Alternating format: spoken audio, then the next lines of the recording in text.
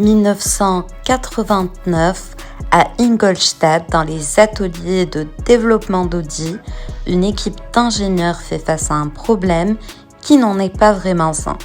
Ils viennent de perfectionner un moteur issu du légendaire Audi Sport Quattro, 2 litres 2, 5 cylindres en ligne, 4 soupapes par cylindre, turbocompresseur triple K et gestion motronique, la technologie la plus avancée de l'époque. 220 chevaux à 5700 tours minute, 309 Nm, dès 1950 tours par minute, une mécanique ayant déjà remporté des titres mondiaux sur asphalte et gravier. La question n'était pas de savoir si le moteur fonctionnait, la question était dans quelle voiture le placer. Le Quattro originel tirait sa révérence, l'Audi V8 tout juste présenté était trop lourde, trop chère, trop exclusive. Restait l'Audi 200, une berline business discrète de la moyenne supérieure, roulant depuis 83 dans l'ombre de Mercedes et BMW. Peut la distinguer de la plus abordable Audi 100 et c'est là que le cœur d'un monstre de rallye allait battre. Le nom 200 n'avait rien de mythique, contrairement à Quattro ou S, juste un chiffre sobre, neutre, insignifiant, et pourtant ce chiffre promettait quelque chose, moyenne supérieure, confort, sérieux. Ce que personne n'attendait, sous ce capot, un moteur puissant, directement dans l'ADN du sport automobile. En mars 89, l'Audi 200 Quattro 20V est dévoilé au Salon de l'Automobile de Genève.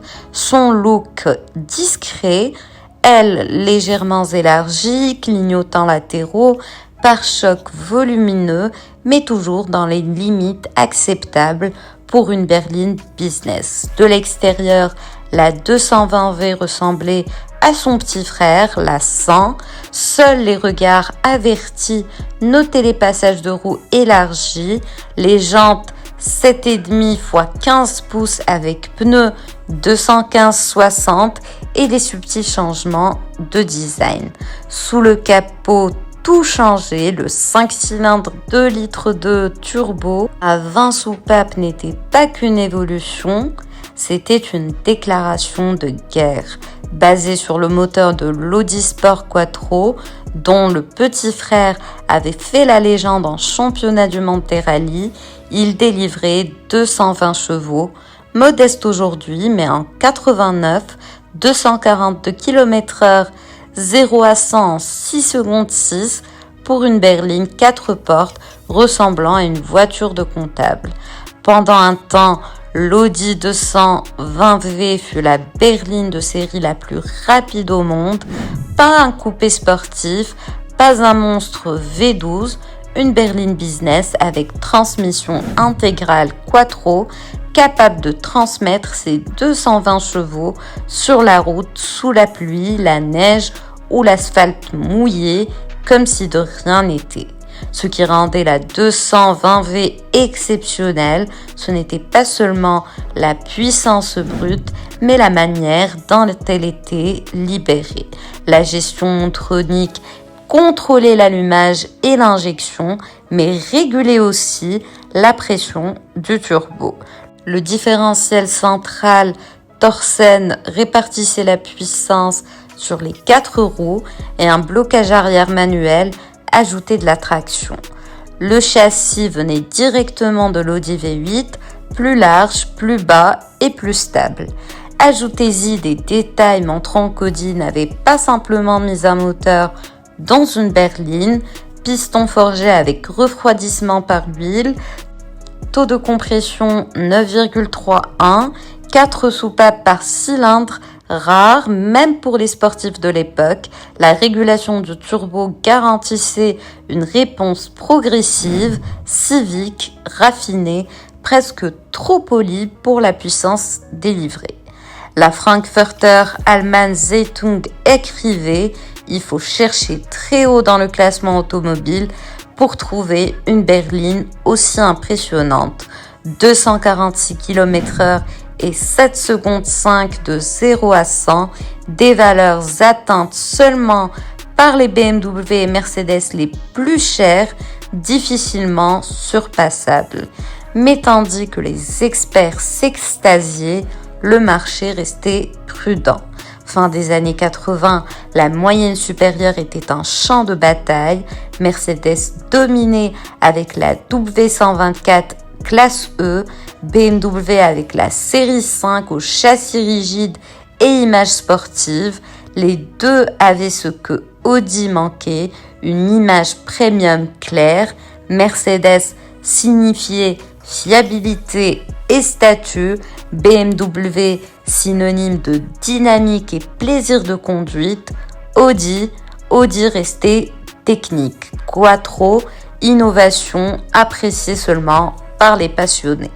L'Audi 220V coûtait près de 75 000 Deutschmark en 89, un prix similaire à une Mercedes 300e bien équipée, mais avec l'avantage d'être reconnu comme Mercedes.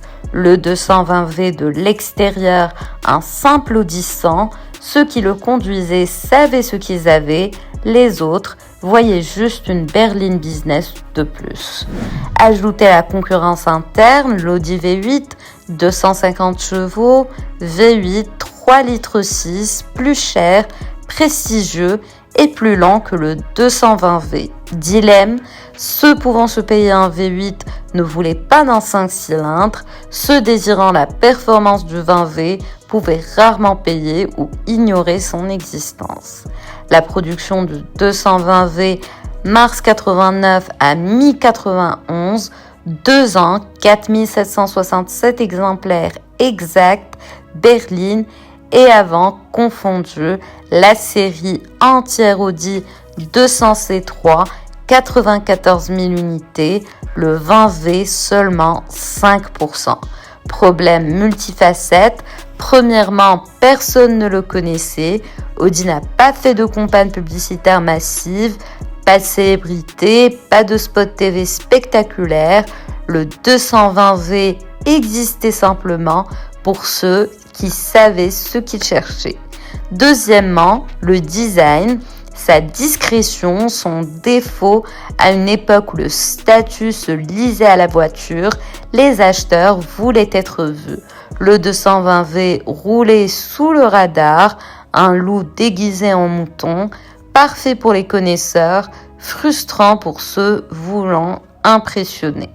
Troisièmement, la concurrence interne. 91 Audi 100 S4, même moteur, design frais, badge S plus prestigieux, 230 chevaux, technique moderne, marketing absent chez le 220V, 9286 S4 berline plus 4654 avant, le 220V était obsolète avant d'avoir percé. On oublie souvent, le 200 n'était pas qu'une berline business, il était une voiture de course avec plaque d'immatriculation. En 88, le 200 Quattro Trans AM 560 chevaux, 8 victoires sur 13 courses, titre constructeur et pilote, Hurley Haywood, Hans Joachim Stock et Walter Roll au volant. Concurrence Chevrolet Camaro, Ford Mercury, des V8 américains dépassés par l'Audi intégrale. Règlement changé ensuite, plus d'AWD, seulement moteur américain, dominance d'Audi était trop claire. Même en WRC, le 200 jouait un rôle dans l'ombre du UR Quattro et Sport Quattro, mais moteur technique, transmission intégrale, directement issu du sport où chaque seconde compte. Mi-91, fin de production, le successeur, l'Audi 100 C4, plus grand, moderne, S4 comme vitrine sportive, le 220V disparaît, sans cérémonie, Pas de série spéciale, pas de modèle anniversaire, parti comme il était venu, silencieux et discret. Raison claire, plateforme en fin de vie, S4 plus prestigieux, vente jamais atteinte. Sur 4767 unités, seuls quelques exemplaires survivent. En 2015, 521 Audi 200 C3 encore immatriculés en Allemagne. Alors, qu'est-il vraiment arrivé au 220V ?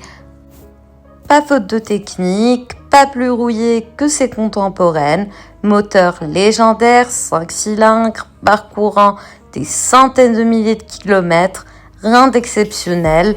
Non, il échoua parce qu'il était trop discret pour ce qu'il offrait, trop modeste pour la puissance sous le capot, trop rationnel dans un monde où les voitures vendaient des émotions. Aujourd'hui, 220V est égal à légende pour connaisseurs. Un exemplaire soigné coûte entre 15 000 à 25 000 euros. Un son unique, un grondement qui devient chant rock à haut régime.